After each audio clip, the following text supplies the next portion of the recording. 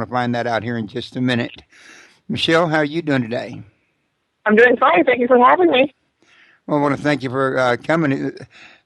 Like I said, there's been shows on TVs in the past about, some of the History Channel shows about ghosts in the White House. Is this book touching bases on that, or is it more about mysticism than it is ghosts? It's more about mysticism. It's the true story of Abraham Lincoln's interest in spiritualism during the Civil War. Many historians like to credit that Mary Lincoln was interested in spiritualism, which she was, and they always kind of insist that Abraham Lincoln wasn't really into it all that much. And my research shows that that is not the true story. That Abraham Lincoln became just as fascinated with the subject as his wife. As I'm giving to understand it, he's not the only one, but that's probably a subject of another book. But I have heard that there's been many presidents that were into the occult and seances and things of this here nature. Um, what exactly did you find out about Abraham Lincoln and his connection with it? Or without giving away the candy store, you know what I'm saying? William Lincoln actually had a long interest in the paranormal or the occult. So you have to look back from the community that he was born in. He was born in 1809 in Kentucky, and at that time, that was in the fringes of society. And to survive, his community relied on the occult, belief in witches and omens, just to survive. So he grew up in a society that embraced the occult. Now, as I understand it, back in the days of Abraham Lincoln, America was more geared at Christianity than it was mysticism. But I was also given to understand that a lot of the early fathers were deists. So, would you think it would be safe to assume, after what your research is, that Abraham Lincoln was more of a deist than he was a Christian? It's hard to say exactly what Abraham Lincoln's personal beliefs were. He was a person that never liked to divulge too much about his personal life. He did one time say that over a church had proclaimed upon his altar that you should love your God as yourself and your neighbors as following the precepts of Jesus Christ. He would rarely join that church. So it's hard to say exactly what Abraham Lincoln believed in. But to your first question, yes, the United States was primarily a Christian nation at this time. They did follow Protestant Christianity. But also at the same time, they also had this blending, this merging of interest in the occult. A lot of times it came from the early ancestor settlers. They came from the British Empire and the United Kingdom area, and that they brought with them their beliefs in omens, witches, and other such items. Okay. Now, was you able to find out whether or not he actually, I guess you would say, was the instigator of any of the seances, or, was he into mediums, or, I guess I'm trying to get some sort of, specifics here, kind of get like an inside look at Abraham Lincoln. Spiritualism first came through the Whitehouse through Mary Lincoln. In 1862, they lost their beloved son, Willie. He died in the White House, and that was quite devastating for the couple because that's their second child that they had lost. Well, to find the spiritual comfort and to know that her son, Willie, was in heaven and in a good place, Mary Lincoln began to visit mediums. Spiritualism, the religion, started in 1848, so it was a fairly new religion, but it was very popular. There was people that they knew in Springfield, Illinois, their home, that were interested in spiritualism, so it was something that they were already aware of. So Mary Lincoln started to attend seances, met a few mediums that she became quite close to, was comforted by what the mediums had to say, and introduced her husband, Abraham Lincoln, to it. Okay. Now, we got somebody in the chat room that's mentioning that their chat room view is whacked, so I'm telling them real quick to refresh the screen, maybe to fix it. Wanted to put that out live on the air in case they couldn't read it, they could hear me. Now, I'm trying to, without actually knowing more about the book, I'll tell you what I think would be a good place to go with this here. Can you kind of give us an idea of what got you interested in writing this here book, and I mean, in particular, this here subject, for example, maybe a little something about yourself. Okay, well, I am a historian. I have my master's in history from San Diego State University, and when I was at San Diego State University, I was presented with the opportunity to write my master's thesis. And before that, I had a class in American religious history, and a professor wanted us to write a paper on religion in the United States before the Civil War era.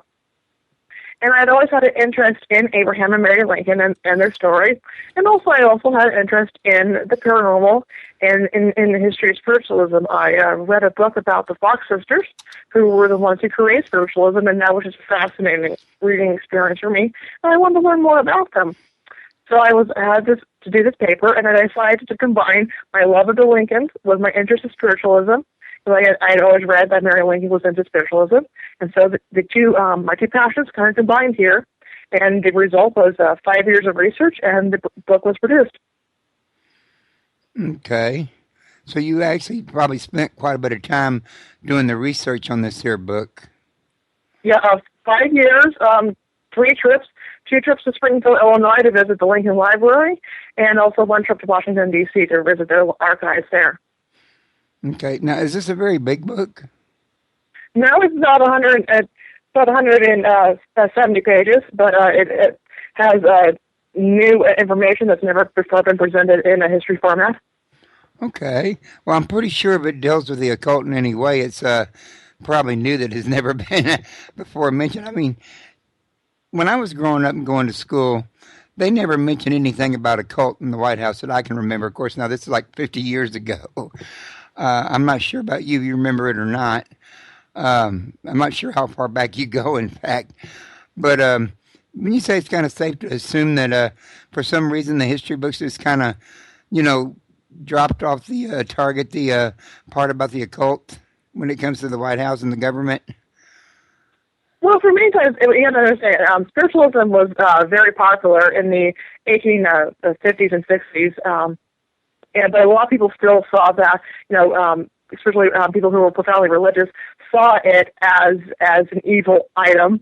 It was, still very controversial. In the 1880s, spiritualism suffered a crisis when the Fox sisters, who were the pioneers of the movement, came out and amended that they had hoaxed some items and that they were basically charlatans. Then they reversed that statement, saying they were forced to recant, and so the spiritualism kind of lost some of its luster, and people were hesitant to be connected to it.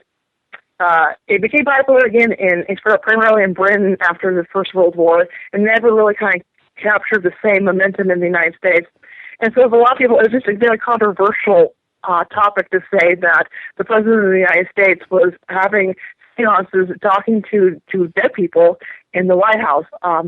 Following Abraham Lincoln's death, his secretaries, John Hay and John Nicolay, basically became the guardians of Lincoln's legacy, and they kind of suppressed and destroyed a lot of that aspect of Lincoln's life and to protect the Lincoln image that we still have that is really the product of Nicolay and Hay. So a lot of things were covered up because it was so controversial. It was so disturbing to know that people were doing this in the White House. Well, Gary's in the chat room now, and he's saying that he was living close to Springfield and went there to the London side often and was told all about Lincoln's occultism, especially through his wife. So you got a listener out there that is a little familiar with the subject himself. Oh, good. Great. Matter of fact, Gary, if you're listening in, feel free to call in. And matter of fact, let me open up this other window here and give you my call-in number. I should have already had it open, and I didn't have the foresight. I keep forgetting I'm new to this network.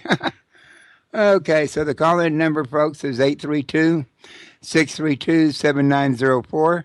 And actually, while I'm at it, let me give you Michelle's page. I had it opened up right here a minute ago. Here we are, www.michellehamilton.net. If you want to learn more about her and her book. And you got links on there to where to buy the book at as well, don't you, Michelle? Yes, it is. My book is I Would Still Be Drowned in Tears, Spiritualism in Abraham Lincoln's White House. It is available on Amazon and BarnesandNoble.com in paperback and in digital format. Now, how did you come about the title of "I Would Still Be Drowned in Tears"? I'm curious about that. It's a direct quote from Mary Lincoln herself. In 1863, her sister came to visit her in the White House, and it was the first time the sisters had seen each other in years. And Mary was wanting to introduce to her sister Emily spiritualism because Emily had just lost her husband. Her husband had fought for the Confederacy, and he had died in battle. And Mary was wanting to introduce to her spiritualism to try to offer her sister comfort. And she entered into Emily's bedroom, and she began to talk to her about spiritualism. And she told her that without spiritualism, she would still be drowned in tears because the thought of her little boy being alone in heaven was so upsetting. But because she knew that Willie was in a safe place, that Willie was in heaven, was with his other brother, and was now with the Todd family members they had lost in the Civil War, she was comforted to know that her child was all right. And so that's where I got the title from. Okay, sounds pretty interesting. The book itself sounds fascinating. It's like a look at history that most people don't actually get to see very often, and kind of makes me wonder, have you thought about investigating some of the other presidents, maybe get a book about them as well? I was thinking about that. I have a couple of projects I'm working on now, and then I will probably turn back to spiritualism again and look at it from that forum. Because, in fact, the Lincolns were not the first actually to have a seance in the White House. That would be President Pierce's wife had a seance after she witnessed the death of her last surviving child, and she brought the Fox sisters to the White House and conducted a seance. So Mary Lincoln was actually not the first first lady to have a seance in the White House. Okay. Now, while you were explaining that, you had a caller call in, and area code 812, you're live on the air. Hi, this is Gary, the guy in the chat room, and yeah, I'm actually still not very far from Springfield. I'm actually in Indiana, where Lincoln was born, and yeah,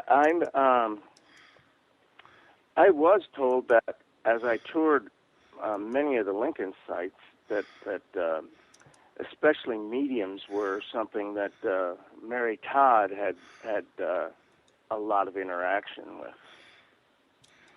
That's very interesting because I know some sites now are they don't want to discuss that aspect, even though that was a part of the life that they lived and also the culture in which they lived in.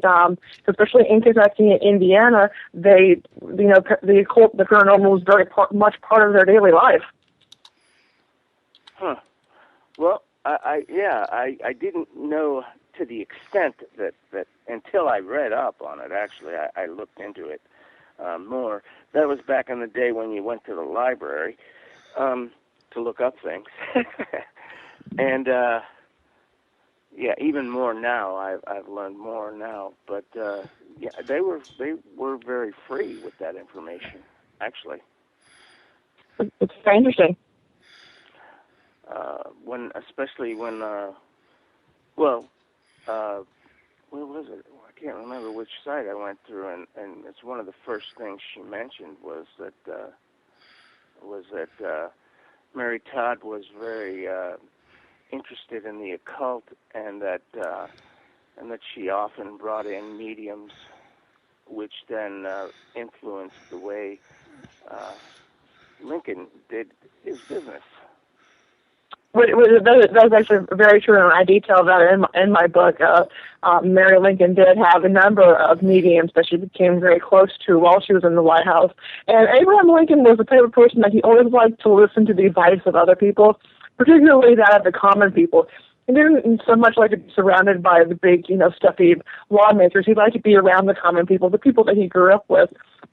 And he would listen to their opinions, and he would listen to them even if they did happen to be mediums, and he would take what they had to say into consideration, and then that helped him get an idea of what the common people were thinking, and that kind of did influence some of his decisions.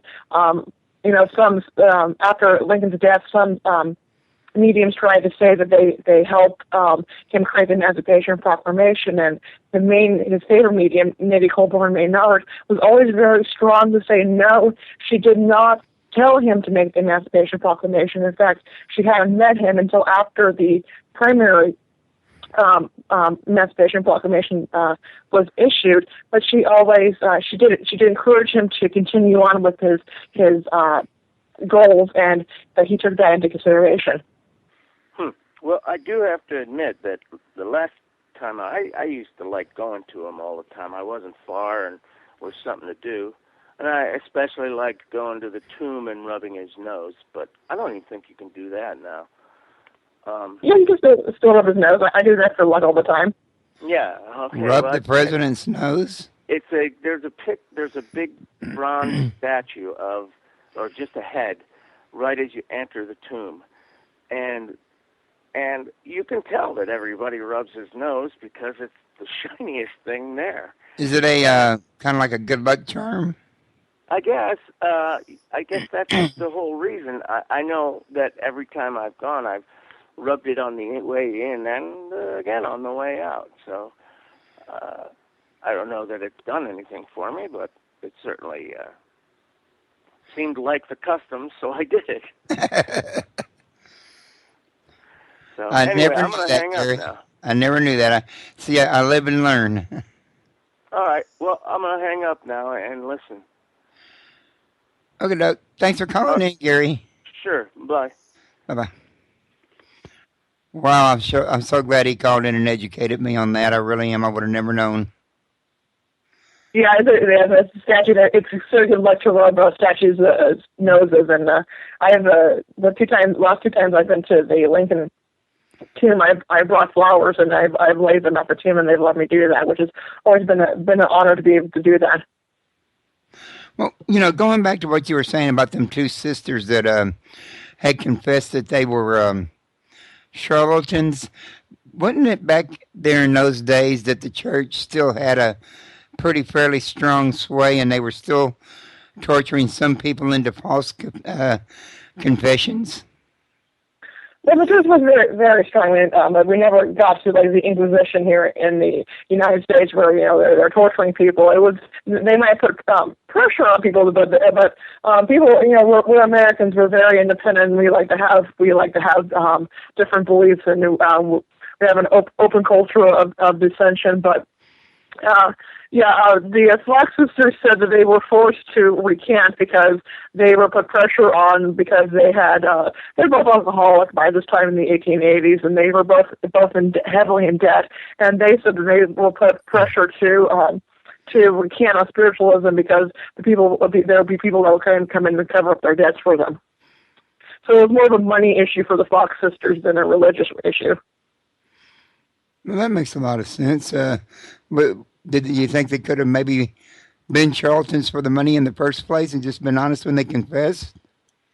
I don't know. I've read their biography. I've read heavily on them, and you read things and you're just like, yeah, they're fake, and then another evidence will come up, and you go, I don't know. I don't know what the Fox sisters were doing. If they were genuine mediums, or if they were two little girls just playing a hoax on everybody that went out of control. It's a very curious subject, and anybody wants to read up to them, I highly recommend the biography on the Fox sisters called Speaking to the Dead. It's very fascinating.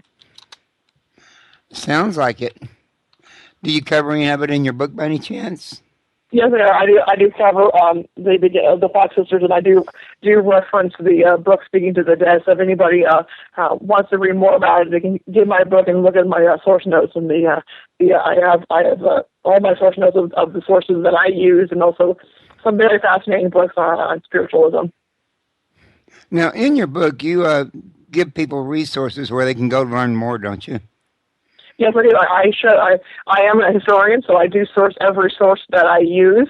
And if anybody, is interested in wanting to read more on the subject, they can read all the books that I read and, compare their opinion to my opinion.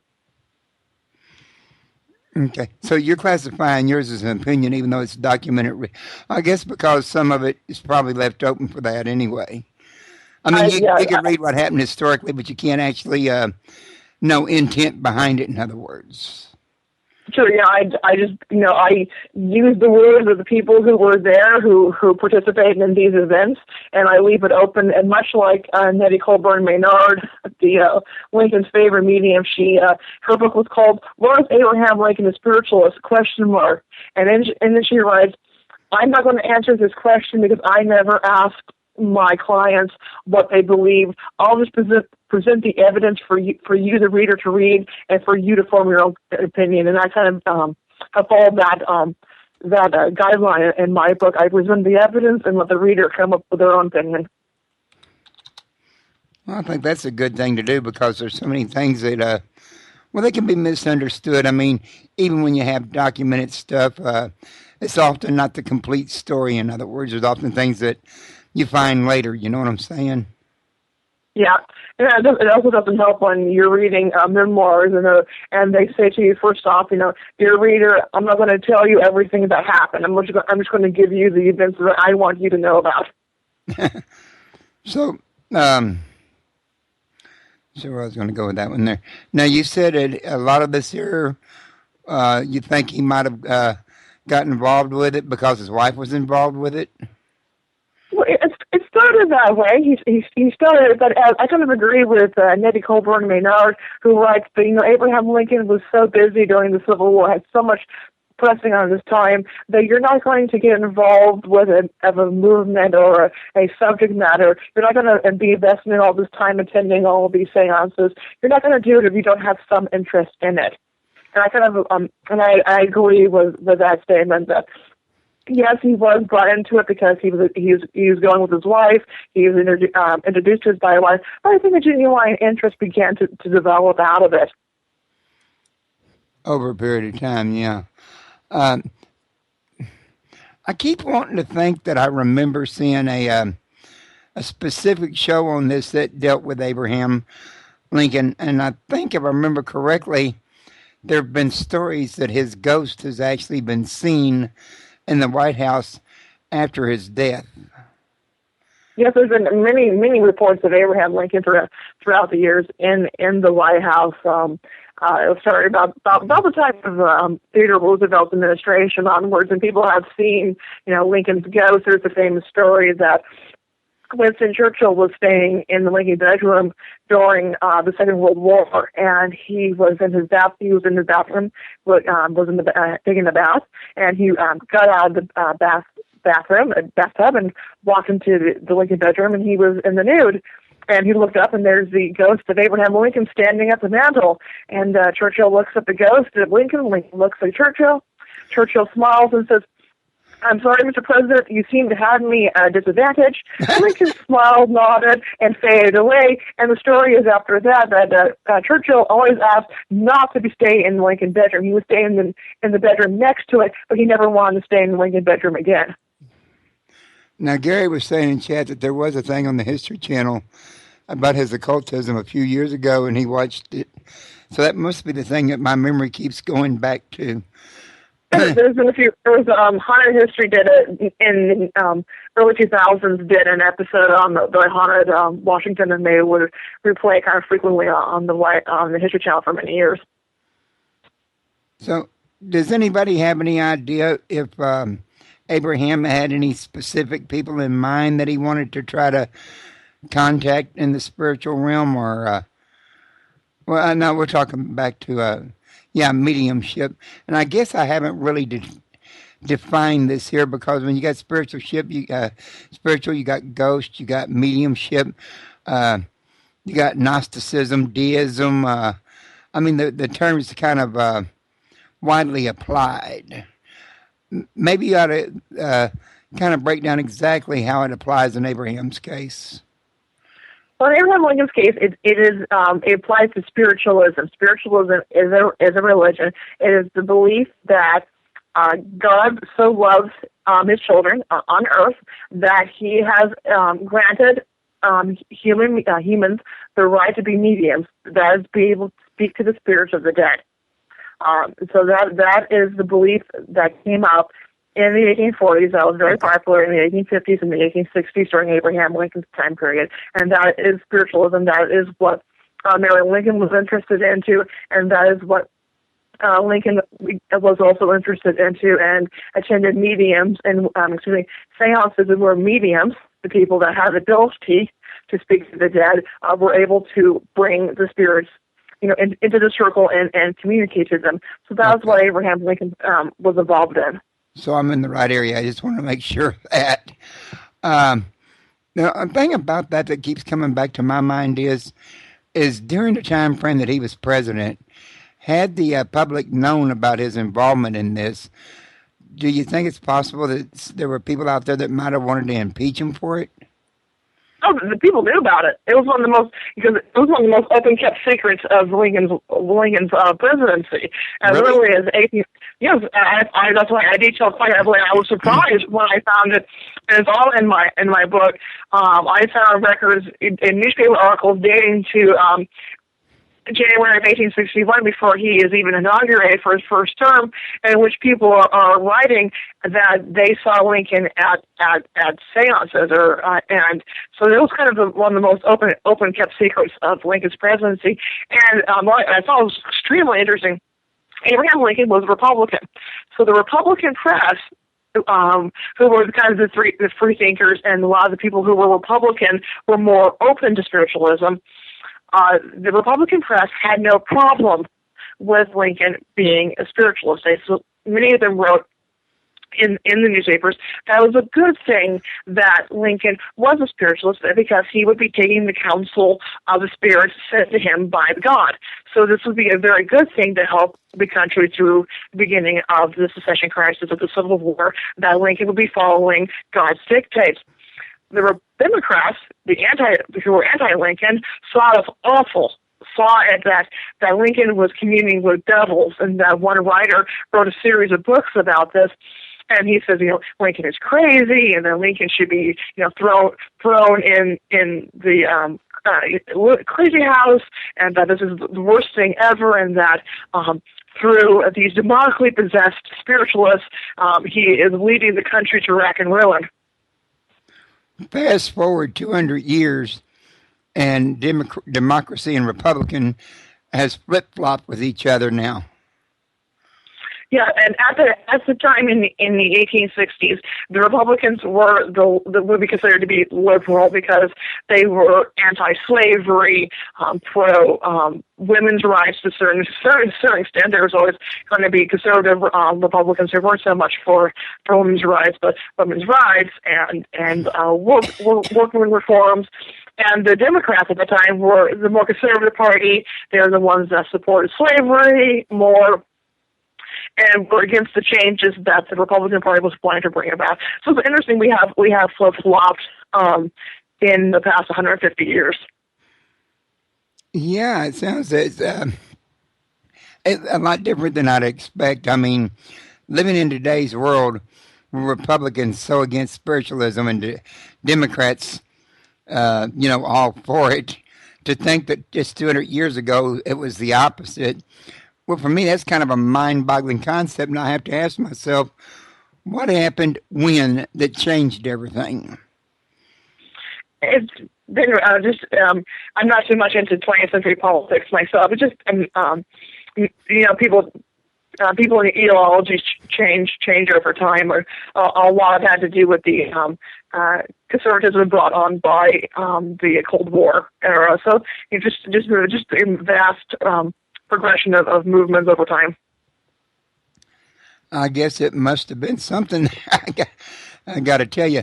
But yeah, you say back then, though, this is pretty much widely accepted. So if all the presidents was involved in mediumship, nobody would have noticed back then. It would have been just part of the norm. It was part of the, you have to understand that at the time that Lincoln was in the Whitehouse, spiritualism was actually the fastest growing religious movement in the United States, and almost everybody who was anybody would at least have gone to at least one spiritualist seance, because this was the new thing. This was almost the fad, and you wanted to be trendy. You would have gone to a spiritualist seance just to say that you went to one, and just so you could see what all the hubbub over this movement was about.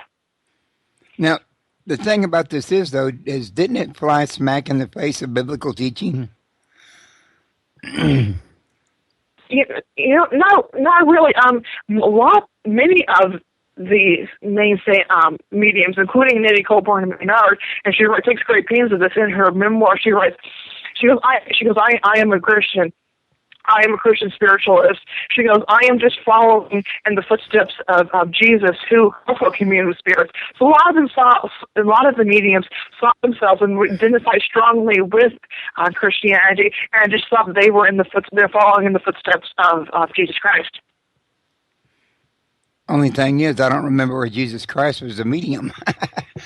That's not to say he wasn't, but it's to say it just flat wasn't recorded in the Bible, but we don't know what was left out of the Bible either.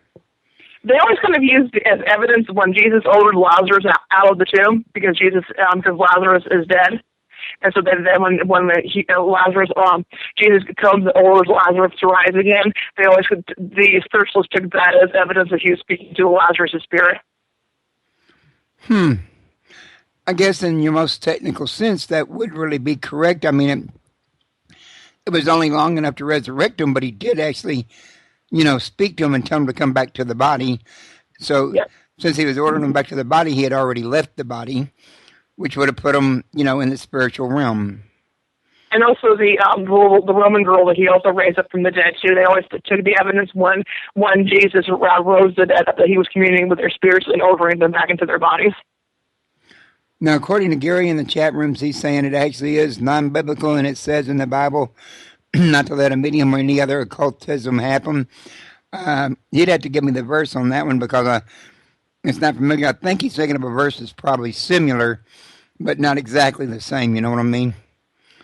Yeah, and this is what some of the mediums connected themselves with. That they were saying that they were following. So this is what they believed.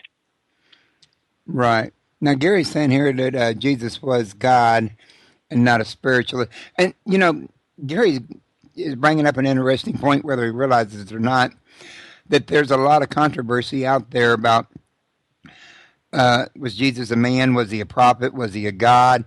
Exactly who. Even Jesus himself in Matthew came to the disciples and said, who do you say that I am? So you're talking at least 2,000 years ago, that this same question was under controversy then. Yes. Let's see. He's got a weird word in here that I can't pronounce. Geuteronomy is where it is, and I will have to... Deuteronomy, that's what he's trying to say. The G threw me, and he'll have to look for it. But it is in the Bible. He's a born-again Christian. I'm pretty familiar with Deuteronomy, and it does say something about not speaking with familiar spirits. Again, it comes back to interpretation and understanding of the actual verse you're reading, though. And I think this is where a lot of controversy occurs at, is everybody's got a different understanding. And if people could get a single understanding, then maybe perhaps... there wouldn't be such the argument over what Jesus actually was, in other words. Yeah, but these are the days people were even having 150 years ago, as the spirituals would use the same verse to support their interpretations, and conservative Christians would also be using the same verse to support their interpretation, and I'm only sourcing what the mediums themselves believed about themselves and believed about their religion, and what religion they connected themselves to. Right. Now, just out of curiosity, I find myself compelled to ask you, are you yourself a medium or considered mediumship? No, I am not. Okay, well, I couldn't help but wonder. Didn't mean anything by it, don't worry. No. Do I know? No problem. Okay. What would be some of the points that you wanted people to know about the book? Because we've been in here about 30 minutes. I might want to make sure I ask this early enough that you got plenty of time to tell everybody what you want to tell them. that you wanted them to know about the book in advance when they went looking for it, in other words? This is a fascinating true story of a president who was involved in this aspect of 19th century life that has kind of been covered up now. That he was very much of a man of his times, and that involved being interested in spiritualism, and that I have uncovered and has kind of shed some light on this aspect of his life, and that I have used sources that have been neglected for nearly 150 years. Okay. Okay, I'm trying to think for a minute. Pardon me. I was reading what Gary was saying in the chat room, and it kind of caused my brain to go on me. He's saying here, Samuel was raised by Saul. The medium wouldn't do it until he would promise not to kill her for being a medium. Okay, he's still explaining how mediumship was frowned on, at least in the Old Testament, which I know the Bible does say not to speak to familiar spirits, but, you can say that if you want to, and it would be true. You can even read it back. But the very minute that Jesus actually spoke to Lazarus' dead spirit after it left the body, it kind of flew in the face of the Old Testament teaching right then and there anyway. So then you got to ask yourself, well, how could Jesus be allowed to do it and nobody else?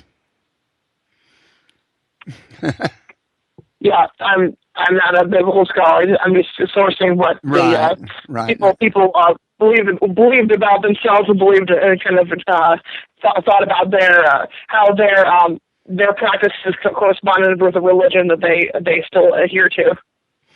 The thing is, back then, in the days of Jesus, in the days of Abraham, in our days now, it's still the same all throughout all these thousands of years. Everybody has their own little beliefs, and nobody's beliefs agrees, and it always causes an argument in the end. I'd like to get away from that myself. I mean, all the arguing and the disagreeing. I mean, okay, if you don't agree, then why can't you agree to disagree? Correct. So, he was saying something about somebody was good. I'm not sure who he's referring to on that one. I'm trying to read chat rooms for questions as the conversation is going, and also for statements that can be put in, as you go through that might be helpful, in other words. No, I know you wasn't arguing, Gary. I don't think that's what you meant. I think you were just explaining what you knew from your perspective. Coming back to the book itself, though. So, Abraham did attend mediumships, and he did have some in the White House itself then, correct? Correct, yes, he did. Okay. And this went on for, the full term of his presidency? From late 1862 to his death in 1865. The last time he meets with a spiritualist medium that we know of is in around January or February of 1865. I can't help but wonder if he knew in advance he was going to get shot in the theater, that he was warned on the other side, and he went ahead and went for it anyway, accepting it as part of destiny. Yeah, in fact, the last meeting he has with Nettie Colburn Maynard in January, February 1865, she's paying a call to visit him and tell him that unfortunately she has to leave Washington, D.C. to go tend to her ill father, and that she can't be at his inauguration. And she tells him before she leaves that he needs to be careful, and she reminded him repeatedly that he needed to be careful, that there are people out there that are wanting to harm him, that there were dark clouds coming over him, and that he needed to be careful. And he kind of gets very irritated with her. One of the few times he kind of almost loses his temper with her, and he kind of gets irritated and says, basically, what will happen, is what will happen. There's nothing that I can do about it. I'm not going to prevent it anyways. And then he kind of, he returns his temper again and makes jokes about it with her. But he did kind of have a sense that something was coming, and he was very much of a fatalist. He was not going to challenge fate. He was going to accept what his fate was going to be. But I do believe that he had some inkling that his time was running out on this earth. Maybe not perhaps the exact time, date, and place, but something was coming and coming soon. It's just that he wasn't going to change his activities in any way, shape, or form. He was just going to play things out naturally, in other words. Yeah, I was very curious. On one of his last days, one of his last nights, the night of April 13th to 14th, 1865, he had a dream that he would have before great events. And he talks about it on the cabinet meeting held April 14th. And he says that it was a dream he always has before great, usually military battles during the Civil War, in which he says that I'm standing on a vessel, on a boat, and we're coming up on a shore. And I can't really see what's on that shore, but we're speeding ahead to it. And he took it that day that the dream meant that he was going that General Johnston's army was going to surrender to General Sherman in North Carolina. So he was very happy on April 14th, and his Secretary of Navy Gideon Wells records it in his diary, and he's writing about the day after, and he says, we didn't take any, the cabinet didn't take much stock in this statement and this dream the president had, but events 24 hours later adds new light on what this dream could have been foretelling. Wow, that'd be bad if it was foretelling his own death, though, wouldn't it? It could have been. He had a dream before great events during the Civil War. He had before Fort Sumter, the fighting of Fort Sumter, which started the war. He had it before the Battle of Gettysburg. So he had this dream frequently within these great events. And so who knows what this dream was foretelling? And I don't remember any of this teaching back in school when I was a kid, but I'm pretty sure schools were probably more concerned with the wars and politics and things of that nature more than they were anything to do with occultism. In other words, it's just a matter of priority.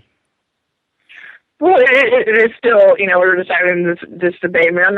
It's still a controversial subject, and people are not comfortable with it because of their various interpretations of the Bible. So that's something that it's not going to be introduced to young children at school. Makes a lot of sense. I actually read on the internet that some of the stories about our founding fathers, like Abraham Lincoln and George Washington, were just flat, totally made up back then, like the cherry tree story. Well, with any great people, there's always going to be a certain amount of myth making. All cultures, have their myths and their legends. England has the story of Merlin.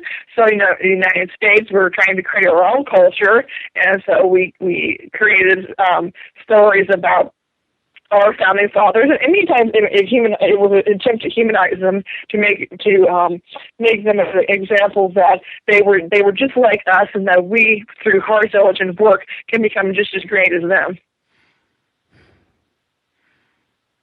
Back in the day, when you're talking about they were doing these stories about the people, most of the people, they did kind of more or less come out equal to each other. I mean, similar educations, work fields. I mean, I think really back then during the days of Abraham Lincoln, you didn't have such a big divide between the educated and uneducated, the working and the non-working, the rich in the middle. You know what I'm saying? It seemed like things were more of an even keel back then for everybody, save maybe your actual politicians themselves. What do you think?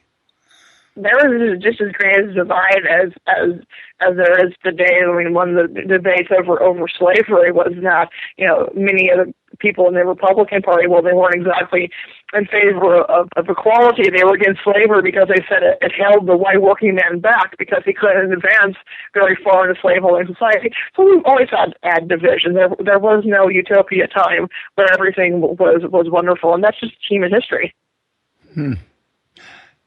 I never really thought about it till I heard you talking, but I somehow, don't know how I did it, blocked out the slavery part.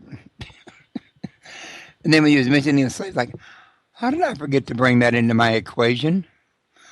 I don't know why my mind just drew a blank when I said that to you a minute ago, and I do apologize for that.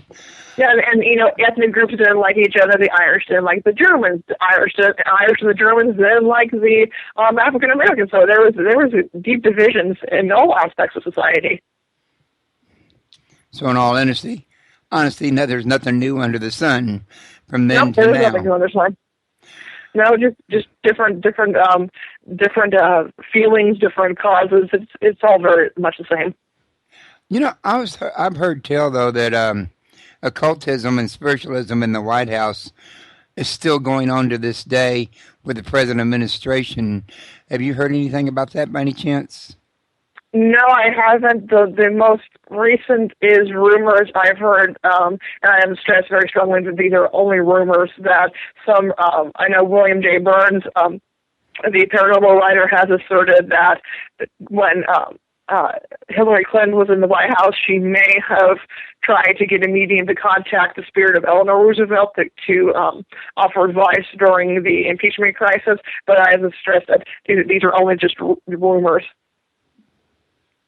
Seems like I got a vague memory of that at the time it went down. I know they had those films out about the Clinton Chronicles. Well, is there anything else you can add in there to, you know, kind of give people a better idea of what they're going to be getting when they go in there and buy your book from Amazon or Barnes and Noble? Well, they're going to it's going to get it's set up as the true story. It's a historical narrative. You're going to get some really interesting stories, some things you never heard about. My favorite story in the book is the time that Abraham Lincoln went to a seance in which the piano started to levitate, and he actually sat on the piano to see if he could figure out why it was rising. So you're going to get stories like that. Get introduced to a whole new cast of characters that were a part of the Lincoln White House that you've never heard of before. So that's kind of a little bit of the story what you're going to get when you read my book. Wow. I mean, he actually sat on the piano while it was Yeah, levitating? he did, and he thought it was funny. He thought it was one of the funniest things he'd done in a long time. You know, there was a medium. Her name was Bella Laurie. She was the whole family was known for being spiritualists. They were also were part of the founding society of Washington D.C. And Belle Laurie was known for her levitating piano. And so during the seance, she went over. She was playing piano, was playing some of the president's favorite songs. He loved Scotch airs. And the piano started to rise, beating along with the music. Lincoln was always very curious, always liked to be hands-on, figure out how things worked. And he decided he would try to figure out why the piano was levitating, and he would sit on it to see if it could still rise when he was sitting on it. And he sat on it, and the piano still levitated. And so he sat on it for a while and actually thought it was very funny. That is the first time I ever heard about that, but it's very, very fascinating. And there's more stories of the same nature inside the book? Yeah, we have seances that took place in the White House in which they're seeing ships, visions of ships in the mirrors. We have story of Abraham Lincoln in his home in Springfield, seeing a vision of himself in the mirror. So these are all stories that were documented that are based on memoirs and diaries of the people who participated in them. And this is kind of some of the things that you'll find in my book. Well, would you mind me asking you how you go about finding these kind of historical documents? Where do you look? Or is that private information, so to speak? No, I would basically read every book I could get my hands on that dealt with the Lincolns and Spiritualists. A lot of them are written by modern paranormal writers, and I would just read the book, go through their source notes, and find the books that they were sourcing themselves. Amazon and the fact that many of these books are being reprinted now have helped a lot. So just a lot of source tracking, going through people's source notes, and just being a detective and hunting and finding these sources. While you're talking about going back to these old books that's coming into reprint now, I'd like to go ahead and take the advantage of this moment to mention to everybody that I myself have noticed personally that there are books on sale at Amazon that are in the public domain that you don't even have to buy. You can get them from Gutenberg and other public source book materials. Most of them are like 70 years old. And some of the books you're talking about researching are 70 plus years old, aren't they, Michelle? Yeah, a lot of them were written between the 1890s and 1910 during the second rebirth of spiritualism, and when a lot of these people who were involved in the early days of spiritualism were starting to get older, and they wanted to make sure that their stories were told, so they started writing their memoirs. Right, and they're in, I was going to say, they're not in copyright anymore, which means that Amazon's free to put them up on their shelves and sell them. You are too, for that matter. Anybody is. You can download them for free online. You don't have to necessarily go to Amazon and buy them, is what I'm saying. And the closer you get to the actual time frame, the more you're likely to learn, because now you're learning from the people that lived when this was actually happening. They were actually participants, right? Yes, and that's priceless to read in their actual words what their memories of the events that took place. Gary is saying they're also found online in public domain. Yeah, same thing I already said. He was, I guess, saying it about the same time I was saying it. So I guess he already knows where to find these books. But me personally, I recommend, if you want to know more, get her book as a base template. She mentions her sources. You can check her sources and then go get those online, and then read their sources and go look up their sources, which is pretty much what you're talking about there, isn't it, Michelle? Kind of backtracking. Correct. Yes. Okay. Now, we've got about roughly 11 minutes left in the show. Always at about roughly this point in the time, ask him if there's anything else there that you want to throw out there and mention that I haven't thought to cover already. I think we covered it. Okay.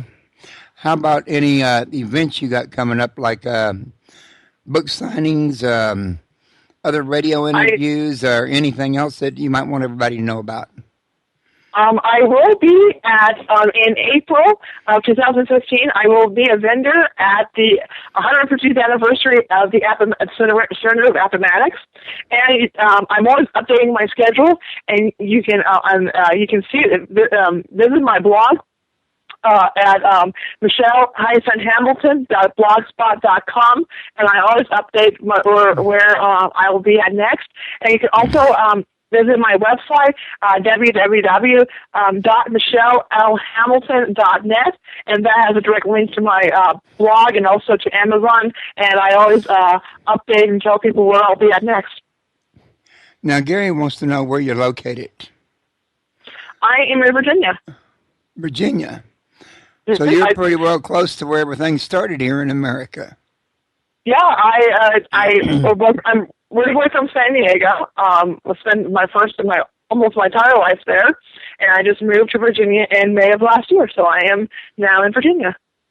He says he's going to check it out. Now, I got to ask you, do you have any future plans coming up on any future books or anything like that?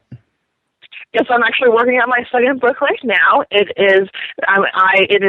I'm transcribing a Civil War diary of a Union hospital steward, and I will be presenting his story, which is very fascinating. He was in the Civil War from 1862 to the very end, and he was in almost all of the major Eastern campaigns, and he ends the war by walking on the Grand Review at the end of the Civil War. So I'll be presenting his diary for the world to learn about the life of an average Civil War soldier, and that is my next project. And what did you say the guy's name was again? He was just a regular person. His name was William Myers, and I'll be telling his story. Pretty common name, but not one I remember historically. So you're kind of going after. He's a regular person. He's just a regular young man that was involved in great events like many of the soldiers that fought this war. Kind of like a day in the life and times of the average soldier of the Civil War time, so to speak. May not be the most accurate description, but pretty close. And I do apologize. That noise in the background, I just accidentally knocked something off, and I like to jumped out of my bejeebers when I heard it hit the floor. All righty. Do you have any last minute thoughts for everybody? just this fascinates you, please check it out. And also, I am available on Facebook. Just search Michelle Hamilton. And thank you, everyone, for taking an hour out of their lives to listen to this show. Yeah, I want to thank everybody for participating that came in. And if you didn't do anything but listen, you're still participating. You don't have to necessarily call or chat to participate. Just listening is enough to be participation. I want to thank you for it. Folks, I want to also remind all of y'all that I broadcast live on Wednesday nights at www.talknowradio.net, which is my own stream. I have it once a week. And I'm on every Thursday from 1 to 3 Central Standard Time at Revolution Radio at www.freedomslips.com. I do post all my upcoming shows to Google Plus and Facebook and Yahoo groups. If y'all want to keep up and make sure you know when we got a show coming up. I hope you've enjoyed the show today and that y'all be back for more. Michelle, I'd love to have you back again in the future. You've been a very interesting guest. I know I haven't been up to my usual par today. It's my first time on a new network. I'm just getting used to how the thing works. And, you your mind kind of gets a little bit, I guess, mixed up there when you're doing more than one thing there. You know what I'm saying? Yes. Well, thank you for having me. It's been a pleasure. Okay, thank you. It's really been a pleasure for me, too. I show we got 4 minutes remaining, but right now I don't think we got anything else we can cover. Like I say, unless there's something you want to add real quick. I think we've covered it all. Okay, doke. Well, listen, Michelle, it's been a real pleasure talking to you. Your book sounds fascinating. I plan to get a copy of it myself as soon as I'm able to. And because I'd like to learn a little bit more about him. And I can guarantee you, when my wife hears this here show, she's going to church right now. She's going to want to know more about it, and she's going to push for the book anyway. So with that, I'm going to leave you to get back to your Sunday, and I'm going to get back to what I got going on here. Listeners, thank you guys very much. Don't forget to come see me Wednesday night, 7 p.m. Central Standard Time at www.talknowradio.net, and I hope to see you then. Bye-bye, everybody.